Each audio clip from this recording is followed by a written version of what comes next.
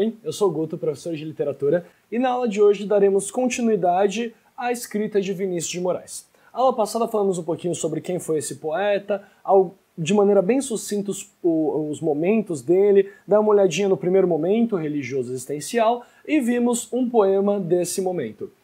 Agora vamos dar uma olhadinha no segundo momento dele, que vai ser chamado de momento dualístico. A grande maioria dos sonetos dele, em especial os sonetos bem conhecidos, soneto da fidelidade, soneto da devoção, soneto por aí vai, são desse período, fazem parte desse período, porque é aqui no dualístico também que a gente encontra a questão do amor, a questão da paixão. Então a gente tem uma força muito grande do erotismo nesse momento, mas em contraposição a gente também vai ter o amor. E a gente vai encontrar eles dois sempre misturados, erotismo e amor, o sagrado e o profano. E esse momento dualístico sempre trabalha com temas da vida, temas do cotidiano, coisas que acontecem no dia a dia com a gente, com as pessoas comuns. A gente compara, assim como eu fiz na aula passada, o Vinícius de Moraes muito com o Gregório de Matos, por ele ter essa estética quase barroca, principalmente por conta desse momento dualístico, em que ele trabalha a luz e a sombra que existe no homem, e ele mostra pra gente que isso que a gente chamaria de sombra, isso que a gente chamaria de profano, nada mais é do que o natural do ser, nada mais é do que o próprio ser humano. Então, ele vai trabalhar muito dessa maneira, muito com esses dois extremos que encontram o ser humano no meio, e no meio formam esse sujeito. Vamos dar uma lida nesse poema. Esse poema trabalha com a figura do feminino de uma maneira ao mesmo tempo sacralizada e desacralizada, de uma maneira sagrada e profana, de uma maneira idealizada e de uma maneira real. Tem um ponto complicado desse poema aqui no final. A gente vai ler ele até o final para entendê-lo de maneira geral, mas já peço desculpas adiantadas pelo que aparece. Enfim.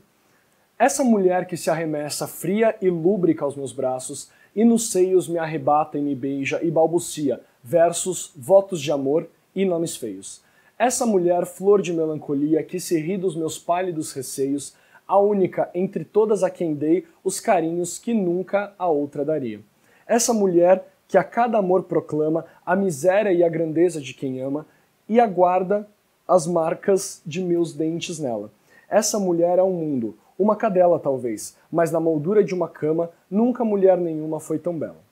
Então ele trabalha com a figura e com a imagem desse feminino de uma maneira bem dualística mesmo. Ele trabalha com a sacralidade em alguns momentos, essa questão de uma idealização, quem é essa mulher, como ela se constitui, como ela é construída no poema, ao mesmo tempo que ele trabalha a realidade também do que é ser humano, do que é transcender essa barreira da idealização que a gente vê em várias obras da literatura, principalmente no romantismo ou em filmes da Disney. Vamos lá. Essa mulher que se arremessa fria e lúbrica aos meus braços. Então aqui já tem a conotação sexual, a questão da lubricidade. Então ele já coloca essa mulher que se arremessa aos braços dele e nos seios me arrebata e me beija e balbucia. Versos, votos de amor. Então aqui tem a questão da sacralidade amorosa, do que é o amor, de como esse amor está nesse ato que eles vão realizar, como que esses versos estão nessa questão de quase que uma declamação de amor para esse sujeito, tanto de um para o outro. E por fim ele termina a estrofe, o quarteto, falando dos nomes feios, ou seja, os nomes proferidos durante o ato sexual. A gente está tendo um poema aqui que trabalha com essa questão da sexualidade muito acentuada e que a gente vai ver com uma frequência muito grande dentro da poesia do Vinícius. Lembrem, o primeiro momento é aquele religioso existencial, a impossibilidade de transcender, vários problemas. No momento que ele entra na música, no momento que ele começa a ler mais, ele quebra com vários paradigmas do classicismo. No momento que ele se torna de fato modernista, ele quebra também com todas essas questões de esconder o corpo, da questão da castidade. Ele quer mostrar mesmo o que é ser humano, como se colocar nessa questão humana. Então ele está colocando aqui pra gente um ato sexual. Essa mulher, flor de melancolia, que se ri dos meus pálidos receios, a única entre todas a quem dei os carinhos que nunca outra daria. Aqui ele retoma um momento quase romântico, e ele abre o poema falando de uma questão realista, de uma questão erótica com amor. Aqui ele volta para um receio pueril quase que adolescente ou infantil do ato que eles vão realizar, um receio do que vai acontecer, e ela, sempre mostrando essa mulher como mais experiente ou mais sabida do que ele, ela ri de como ele se sente, e ele tem consciência de que a nenhuma outra mulher ele deu tantos carinhos. E o carinho aqui ele tem os dois sentidos, tanto o sentido erótico como o sentido amoroso. A questão do cuidado, a questão das carícias, enfim, tudo isso entra dentro desse poema dualístico. Essa mulher que a cada amor proclama a miséria e a grandeza de quem ama. Essas duas questões que são encontradas dentro do amor e dentro do sexo. Essas questões que são corroboradas, e tudo isso vai aparecendo dentro desse poema dessa maneira extremamente dualística. A miséria e a grandeza, isso por si só é dualístico, mas também a miséria e a grandeza do amor, o sofrimento que se tem no amor em contraposição à felicidade que se encontra no amor, a questão da miséria e a grandeza do próprio sexo, a questão da nudez em contraposição à grandeza do ato, quase que é, enfim, de quem ama. E aguarda as marcas de dentes, de meus dentes nela. Então essa questão também da carícia colocada aqui, em relação ao amor e ao erotismo, aqui se torna simplesmente profano. Essa questão do beijo, essa questão do ato em si. Essa mulher é um mundo, uma cadela talvez. Essa parte é um pouquinho complicada pela forma como ele trata essa figura do feminino. Então, enfim, como ele escreveu na época, vamos comentar ela, mas é problemática sim pela forma como ele dá os nomes, enfim. Essa mulher é um mundo. Então ele coloca nessa mulher não só sacralidade, não só idealização, mas em contraposição também a todas as coisas que existem e habitam esse mundo, que existem e habitam esse espaço que é essa mulher. Uma cadela talvez, ele coloca essa questão, mas na moldura de uma cama, e ele coloca o espaço da cama como se fosse um quadro, como se ela fosse aquilo que é apreciado no quadro. Então é um quadro que trabalha tanto com a beleza do corpo, como com o erotismo desse corpo, um quadro que está ali para ser apreciado, ao mesmo tempo que ele é um convite. Então tudo isso é colocado nesse poema, um convite, obviamente, no sentido que ela chama ele, não que ela provoca ele, enfim, todas essas questões que a gente já debate, mas a questão de que essa moldura é um convite a ser decifrado, enfim, toda essa questão como esse poeta vai nos colocando, e nunca mulher nenhuma foi tão bela. Nunca mulher nenhuma foi tão bela no momento da apreciação, no momento do ato, em nenhum momento quanto essa mulher nesse momento desse poema. Então aqui a gente tem de maneira bem clara como ele trabalha com esse dualismo, principalmente da figura feminina. O Vinícius de Moraes vai trabalhar muito com o dualismo da figura feminina nesses poemas. Tudo bem? Então terminamos aqui essa questão da dualidade, as características, e um poema bem evidente. O soneto da fidelidade é outro, que trabalha a dualidade da própria questão da realização do amor, o amor eterno em contraposição ao amor finito, aquele amor posto que é chama, que não seja infinito, mas eterno enquanto dure, e todas essas questões do soneto da fidelidade. Importante lembrar, posto que é chama, o amor é chama. Assim como ela nasce, ela cresce, ela também se apaga. Então ele coloca todas essas questões que o amor não precisa ser infinito no sentido temporal, mas tem que ser infinito no sentido da intensidade. Aqui ele está contrapondo também dois momentos dualísticos muito importantes. Tudo bem? Então terminamos aqui esse momento dualístico, agora vamos falar talvez sobre o momento pelo qual o Vinícius de Moraes é mais conhecido, que seja o seu sócio engajado, o seu momento sócio engajado, onde ele trabalha com as questões da esquerda, da política, assim como todo mundo dessa segunda geração do modernismo. Bom, e para finalizar a aula de hoje, e finalizar Vinícius de Moraes, a gente vai falar um pouquinho sobre o seu terceiro e último momento, o momento sócio engajado. Bom, o momento sócio engajado, ele vai ser muito parecido com os momentos sócio engajados de todos os outros poetas dessa geração. Uma preocupação social, uma preocupação com o proletariado, uma preocupação com todas as questões da esquerda.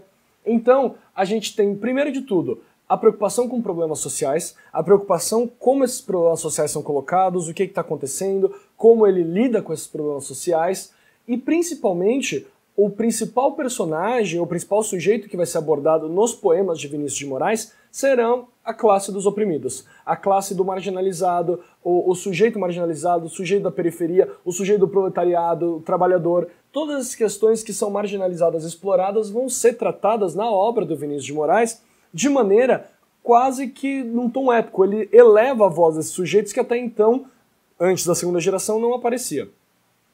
A busca da conscientização do público, ele buscava trazer uma conscientização, isso palavras dele, a questão da conscientização da esquerda política. Como que a esquerda ajudaria a transformar esses problemas sociais do país. Lembre que a segunda geração, principalmente por conta da implantação do Partido Comunista, a inauguração e tudo mais, a segunda geração vai ser muito influenciada por esse Partido Comunista, pelas ideologias de esquerda, e vai ser exatamente nessa construção da ideologia de esquerda que eles vão pautar todos os poemas. E por fim, por ser uma poesia principalmente para a conscientização do operário, do proletariado, do trabalhador, do marginalizado, o Vinícius de Moraes não vai usar uma linguagem com um tom tão grandioso como ele faz nos sonetos, por exemplo, que já é um pouquinho simples, mas não é tão simples, e muito menos igual o religioso, que o religioso é bem mais difícil, é bem mais complicado. Ele vai usar uma linguagem bem mais simples, exatamente para que as pessoas que leiam aquilo consigam compreender de maneira muito mais fácil. Não existe muita coisa a ser interpretada, mas não existe muita coisa escondida. Então o que isso quer dizer? O entendimento do poema de uma maneira mais facilitada exatamente para que ele alcance as pessoas com menor escolaridade, marginalizadas, enfim. Vamos dar uma lida no poema e comentar um pouquinho sobre ele. Operário em Construção. Esse poema é gigantesco, tá? Ele é bem grande mesmo. Essa questão do operário em construção é muito bacana, porque ele vai construindo o operário, e essa construção é a construção da consciência desse indivíduo, é a construção da consciência desse sujeito em relação à sociedade, em relação ao meio em que ele está inserido. Então o poema começa de uma maneira, com esse operário não se reconhecendo enquanto gente, apenas com o operário, e termina com esse operário completamente transformado. Então é muito importante esse poema, é importante que vocês peguem ele inteiro para dar uma lida. Eu trouxe aqui um trechinho bem icônico dessa fase da mudança. Era ele que erguia casas, onde antes só havia chão. Como um pássaro sem asas, ele subia com as casas, que lhe brotavam da mão. Mas tudo desconhecia de sua grande missão. Não sabia, por exemplo, que casa de um homem é um templo sem religião. Como tampouco sabia que a casa que ele fazia, sendo sua liberdade, era sua escravidão. Mas ele desconhecia esse fato extraordinário. Muito importante tomar esse poema e dar uma olhadinha nele, como ele constrói a questão do operariado, como ele constrói a questão do proletariado. Ele que erguia casas onde antes só havia chão. Era ele que erguia esses monumentos. Era ele que fazia esse templo do homem. Do homem, da pessoa, do humano. Era ele que fazia essas casas. Só que a grande questão é que esse sujeito nunca ia habitar as casas que ele construía. Porque embora ele fosse a mão de obra, embora ele fosse exatamente o sujeito que ergue essas casas, ele nunca teria o poder aquisitivo e a possibilidade de alcançar ele nunca teria o poder aquisitivo para alcançar a moradia nessa casa. Então isso é muito importante. Ele erguia, ele fazia as construções que nem ele mesmo conseguiria morar, que nem ele mesmo conseguiria habitar. Então aqui já tem essa crítica muito forte e que é importante prestar muita atenção. Como um pássaro sem asas, ele subia com as casas. Um pássaro que sonha a liberdade, um pássaro que sonha voar, alcançar os céus, mas ele não tem asas. Ele não tem como alcançar essa grandiosidade que ele almeja. Ele não tem como alcançar isso que ele sonha. Ele não tem como alcançar isso que ele constrói. Isso é muito importante para entender toda a questão da segunda geração modernista. Mas tudo desconhecia de sua grande missão. Então ele não tem a consciência daquilo que ele construiu, ele não tem consciência daquilo que ele faz, ele não tem consciência daquilo que ele está realizando, ou acima disso, ele não tem consciência do que fazem com ele, daquilo que é realizado com ele, como ele é utilizado como massa de obra da missão, mas ele nunca vai poder frequentar exatamente aquilo que ele constrói. Então toda essa construção é muito importante dentro do poema para compreender esse pensamento do Vinícius.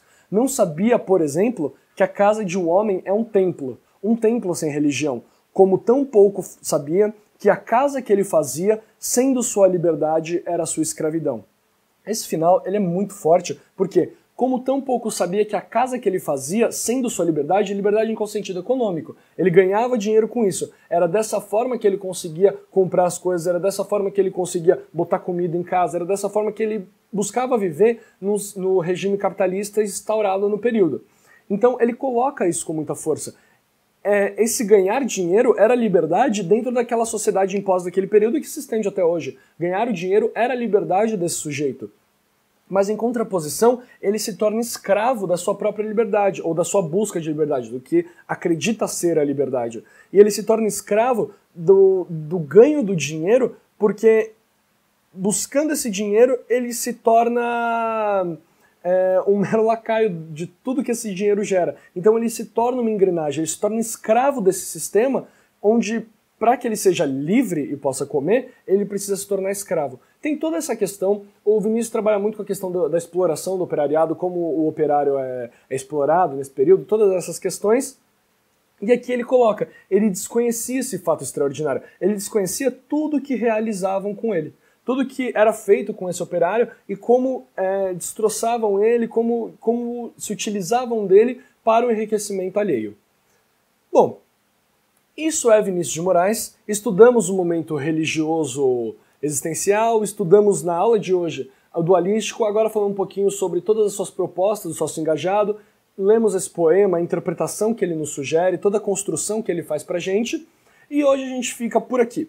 A aula que vem a gente vai finalizar, ou pelo menos iniciar a finalização da segunda geração do modernismo, falando sobre o principal poeta, talvez da história do Brasil, Carlos Drummond de Andrade.